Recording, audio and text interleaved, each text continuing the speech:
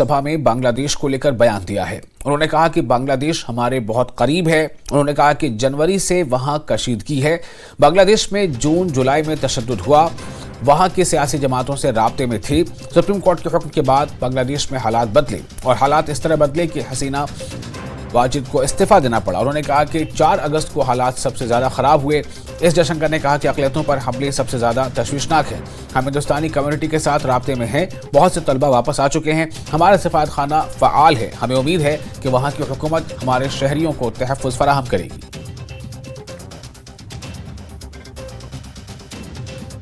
As honourable members are aware, India-Bangladesh relations have been exceptionally close for many decades over many governments.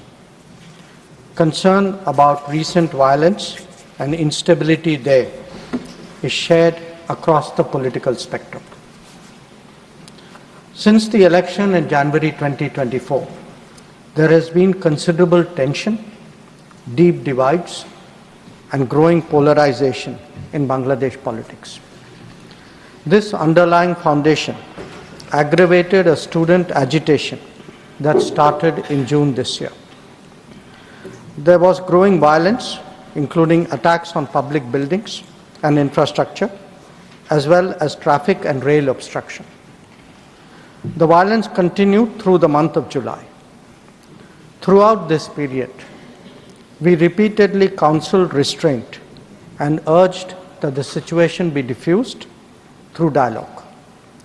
Similar urgings were made to various political forces with whom we were in touch.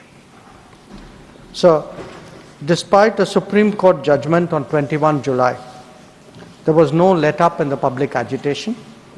Various decisions and actions taken thereafter only exacerbated the situation. The agitation at this stage coalesced around a one-point agenda, that is that the Prime Minister, Sheikh Hasina, should step down. On 4th August, events took a very serious turn. Attacks on the police, including police stations and government installations, intensified even as overall levels of violence greatly escalated. Properties of individuals associated with the regime were torched across the country. What was particularly worrying was that minorities, their businesses and temples also came under attack at multiple locations. The full extent of this is still not clear. Sir, on 5th August, demonstrators converged in Dhaka despite the curfew. Our understanding is that after a meeting with leaders of the security establishment, Prime Minister Sheikh Hasina apparently made the decision to resign. At very short notice, she requested approval to come for the moment to India.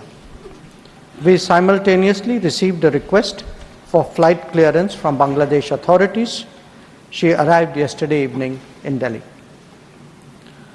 The situation in Bangladesh, sir, is still evolving. The Army Chief, General Waqar-uz-Zaman, addressed the nation on 5th August.